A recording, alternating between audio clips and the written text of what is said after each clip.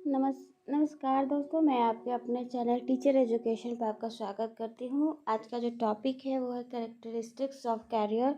वृत्ति की विशेषताएं, सॉरी यहाँ पे वृत्ति आपका विशेषताएं गलत लिखा है, ये होगा। तो ये क्या है, वृत्ति की विशेषताएं। कैरियर, अगर आप किसी कैरियर को चुनते हो तो उसमें कौन कौन सा विशेषताएं होनी चाहिए, इसके बारे में आज हम लोग पढ़ेंगे। तो बहुत सारी विशेषताएं हो सकती है किसी भी कैरियर में जाने के लिए। जैसे आप बचपन से ही सुनते हो कि आपको किस किस विभाग में जाना, आपको कौन सा कैरियर चाहिए। तो अगर टीचर को बताते हो तो कि मुझे ये कैरियर बनाना है, तो आपको वो सजेशन देते हैं कि आपको ये करना है, आपको ट्रेनिंग तो करना है, साथ में आपको ये एक गुण होने चाहिए, ये आप में क्वालिटी या स्किल होने चाहिए आपके अंदर, तभी आप क्या है सही से वृत्ति आप में करियर में ढल पाओगे। तो उसी विशेषताएं के बारे में आज हम लोग पढ़ेंगे। तो पहली विशेषता है उच्च शिक्षा और प्रशिक्षण की लंबी अवधि का होना। देखिए कि कैरियर बनाना है, ऑब्वियस बात है, आपको उच्च शिक्षा की ज़रूरत पड़ेगा ही पड़ेगा। तो जैसे किसी भी कैरियर में प्रवेश यानी जाने से पहले आपको विशिष्ट शिक्षा प्राप्त करना है। साथ में आपको दीर्घकालीन लंबे लॉन्ग टर्म के लिए प्रशिक्षण का अर्जित जो अनुभव होगा उसका आवश्यकता होगा। जैसे आपको टीचर बनना है, अवश्य बात है, बीएड और एमएड आपका हायर एजुकेशन में आता है। तो हायर एजुकेशन के साथ में आपको जो ट्रेनिंग मिलता है, ट्रेनिंग के साथ में आपको बहुत सारे अनुभव होते हैं, प्रैक्टिकल होते हैं, आप इंटर्नशिप करते हो, आप थ्योरी करते हो, इंटर्नशिप करते हो। तो वो 2 साल में जो आपको जो अनुभव होता है, उसके बाद आप टीचर के लिए जाते हो बनने के लिए, वहाँ पे आपका स्टेटस चेंज हो जाता है। यानी कि वहाँ आपने उस शिक्षा भी प्राप्त किया, साथ में अनुभव 2 साल में जितना भी आपको अनुभव हुआ था उसका यूज़ करके आप अपने कैरियर में एंट्री कर रहे हो। तो अवश्य बात है, ये बिल्कुल सक्सेसफुल आपका कैरियर होगा। आपका इंटरेस्ट है तब, क्योंकि बिना इंटरेस्ट के तो कोई भी चीज़ सही से हो नहीं पाता है। तो क्या है, किसी भी कैरियर की पहली विशेषता हमें क्या है, उच्च शिक्षा होना चाहिए या प्रशिक्षण।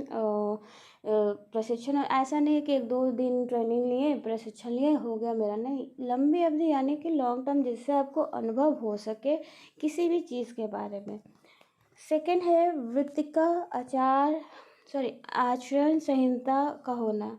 आपको समझ में आया होगा कि जब वृत्ति की बात करते हैं तो हमें उच्च शिक्षा प्लस आपको प्रशिक्षण ट्रेनिंग की ज़रूरत पड़ेगा।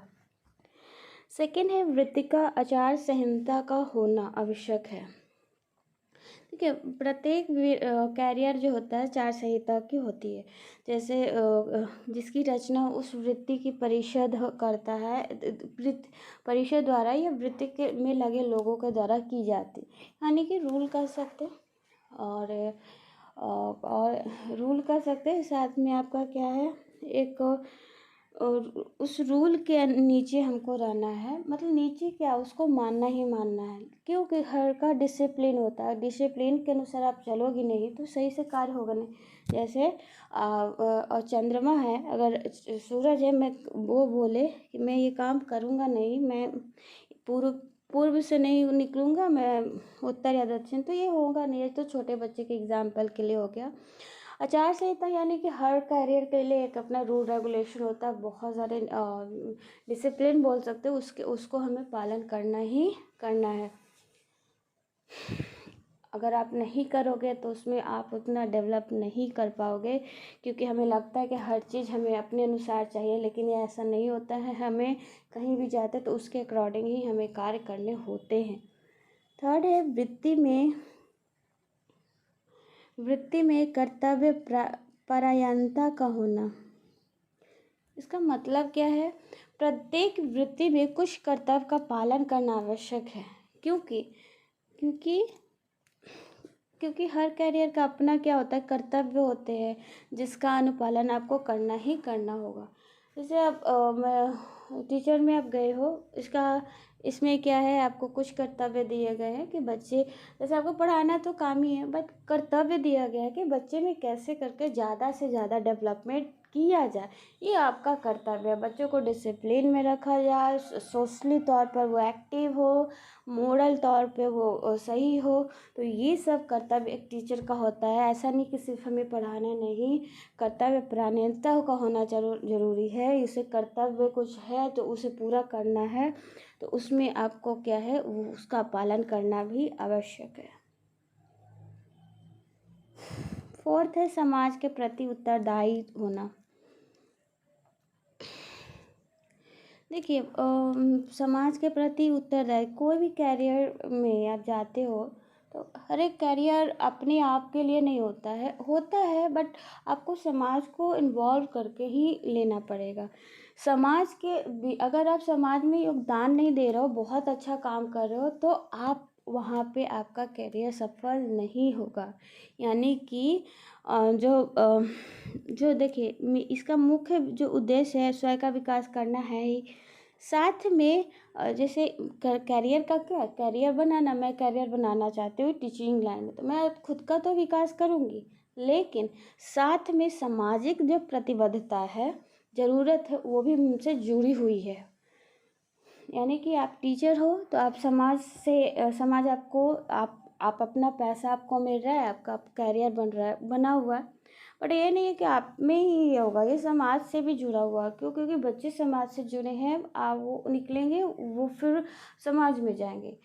अगर आपने वो काम किया नहीं, बच्चे को सिर्फ आए स्कूल में खाली बैठे कुछ नहीं किया, वहाँ पे आपने कर्तव्य का पालन नहीं किया, वो समाज के लिए नहीं होगा। यानी कि वृत्ति की विशेषताएं में समाज के प्रति उत्तरदायित्व का भी होना आवश्यक है। फिफ्थ है जीविकोपार्जन भी आवश्यक। अपने तथा परिवार के भरण पोषण के लिए वेतन या शुल्क पैसा लेना आवश्यक है। देखिए जैसे आप कोई भी कार्य करोगे तो जीवन को चलाने के लिए हर कदम के लिए हमें पैसे की आवश्यकता होता है। तो कैरियर की विशेषता ये होती है कि आपको इतना पैसा दे सके, इतना पैसा आपको उस कैरियर से मिले कि आप अपने परिवार को अच्छे तरह से तरीके से चला सको। अब ऐसा इतना बड़ा राशि भी नहीं लेना है और इतना छोटा राशि भी कि नहीं लेना है ताकि मैं कुछ कर ही नहीं सकता, नहीं, इतना पैसा ज़रूर हमें उस राशि मिले, भुगतान वो कैरियर करे, ताकि मैं अच्छे से किसी भी क्षेत्र में अच्छे से अपने परिवार को चला सकूं। ये होता है जीविकोपार्जन का भी आवश्यक का। लास्ट है वृत्तिका संघ का गठन। जैसे वृत्ति इसमें देखिए क्या आएगा, वृत्ति के विकास, समस्याओं पर विचार, सुधार हेतु सुझाव, नवाचार सम्मेलन, ये सब आयोजित करने के लिए वृत्ति का एक संघ होना जरूरी है। यानी कि जो समाज में है वृत्ति का विकास हो रहा है या नहीं, अगर किसी वृत्ति में समस्याएं आती है तो उस पर विचार करना है, सॉल्व करना है। अगर उसमें सुधार होगा तो सबसे सजेशन लेना है कि कैसे क्या होगा। नवाचार सम्मेलन होना चाहिए, ओरिएंटेशन होना चाहिए आपका। तो ये सब करने के लिए वृत्ति संघ का गठन भी होना आवश्यक है। ये सब क्या थे आपके कैरेक्टरिस्टिक्स ऑफ कैरियर, वृत्ति की विशेषताएं, जो कि बहुत इम्पॉर्टेंट है। अगर आप ऊपर लेवल में जाओगे तो इसको डिटेल में आपको पढ़ना होगा।